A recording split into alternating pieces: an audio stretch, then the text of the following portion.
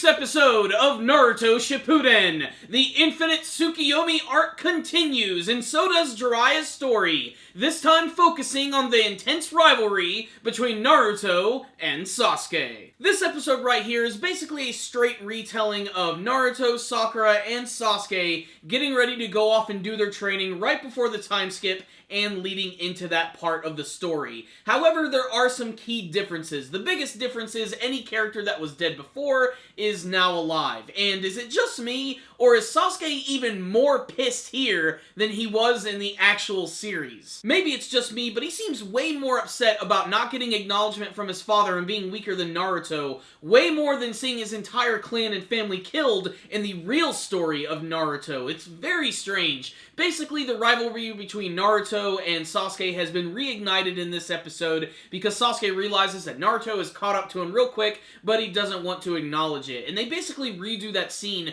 where they're fighting on the rooftops, where the big difference is this time, instead of Kakashi coming in and stopping the fight, Minato decides to jump in. And I love that he teleports Naruto away just by touching him, and you see this big explosion in the distance. Sasuke sees the damage that was done by his Rasengan, and he gets really pissed and decides that he's going to leave Konoha Village and become a part of their police force. And he's actually going to be trained personally by Shusui Uchiha, which is another nice little change. I just like the fact that we get to see this character again. You have Sakura, who predictably goes to train with Tsunade, which is barely focused on in this episode at all. And then you have Naruto, who decides to go with Jiraiya on his long journey to find Orochimaru, learn some life lessons, train at Mount Myoboku, and learn how to use his sage abilities. They get through it real quick. The thing that's most surprising about this episode, though, is just Sasuke himself. You'd think he'd be happy, just the fact that his family is there, they're all still alive, they're a much bigger part of the Konoha village, all of his friends are there, but no. Sasuke is still really angsty and incredibly pissed off, and that kind of annoys me in this part of the story, because he shouldn't be like this whatsoever. There's a scene where he gets right up in his dad's face,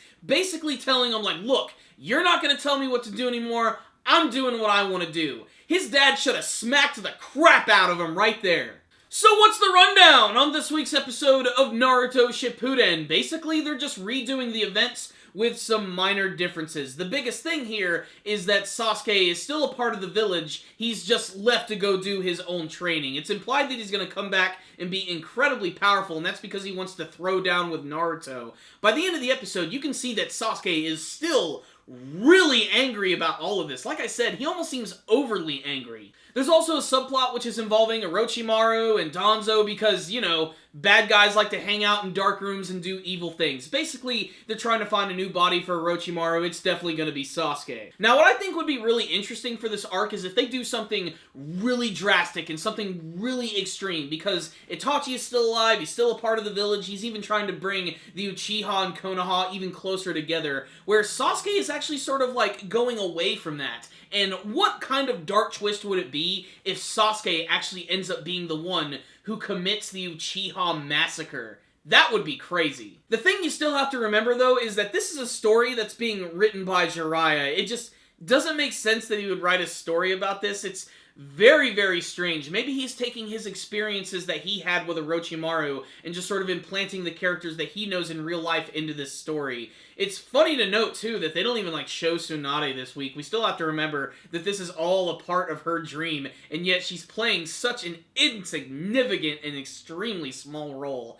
That being said, this is still just more of the same, just more retellings with some minor differences. You can take it or leave it, and you can completely skip it if you want, because it's never going to be referenced again, and this technically never happens. This is all just a what-if scenario. The good news is the animation and the artwork was a little bit better in this episode, much more competent, especially during that Naruto-Sasuke sparring scene, which was very short-lived, but had some impact behind it. Could have looked a little better, but it was definitely better than some of the shit that I've seen from the last couple of episodes. What I will say is this was a little better than the rest, but it's still entirely skippable and not exactly what I am looking for from the series. But it was still fairly entertaining, especially for hardcore Naruto fans. I think casual fans will give it a 2 out of 5. I'm going to give this one a 3 out of 5, believe it or not. Just a painfully average episode of Naruto Shippuden that you can skip or you can watch. It's all up to you. But if you did watch this week's episode of Naruto Shippuden, I would love to hear your thoughts about it in the comment section below. Are you liking this what-if story? What do you want to see from the rest of the Infinite Tsukiyomi stories and the rest of the Naruto Shippuden anime series?